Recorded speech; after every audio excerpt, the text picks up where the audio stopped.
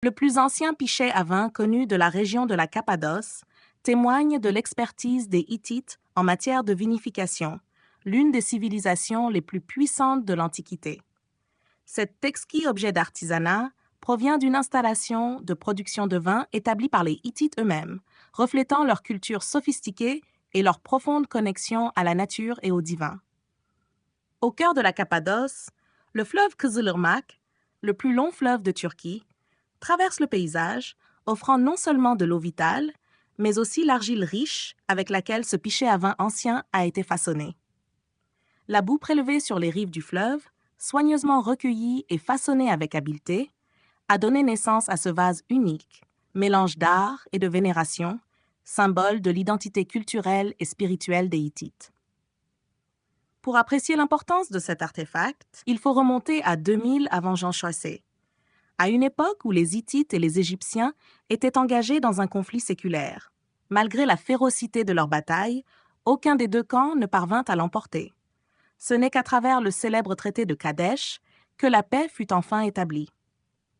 Dans la foulée de cette paix durement acquise, les Hittites furent de plus en plus attirés par le dieu soleil égyptien, Ra, dont ils vénéraient l'immense puissance. Ils croyaient que Ra gouvernait les cieux le jour et la terre la nuit, ce qui les amena à intégrer son culte dans leur propre panthéon.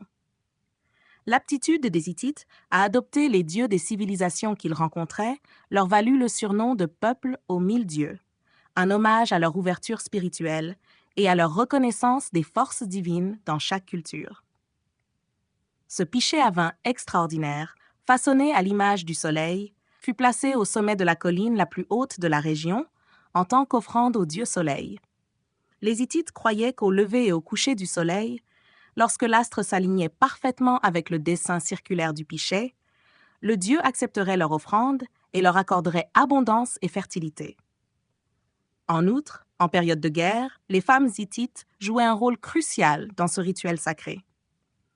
À l'aube, elles remplissaient le pichet de vin puissant afin que leurs maris en boivent avant de partir au combat, croyant que cela leur conférerait une force divine. Le soir, elles s'inclinaient devant leurs guerriers revenus, dans un geste de révérence, instillant chez eux la croyance qu'ils étaient puissants et destinés à être vénérés non seulement sur le champ de bataille, mais aussi parmi leur peuple. De même, les jeunes vierges présentaient du vin aux rois et aux dirigeants lors de cérémonies élaborées, renforçant la nature sacrée de ces rites. L'objet que vous avez devant vous n'est pas simplement un accessoire. Il s'agit d'une reproduction méticuleuse du pichet à vin original, aujourd'hui conservé au Musée des civilisations anatoliennes à Ankara. Les symboles complexes qui ornent le pichet ne sont pas de simples décorations. Ils font partie d'un ancien système de communication utilisé par les Hittites, avec des parallèles que l'on retrouve dans le traité de Kadesh.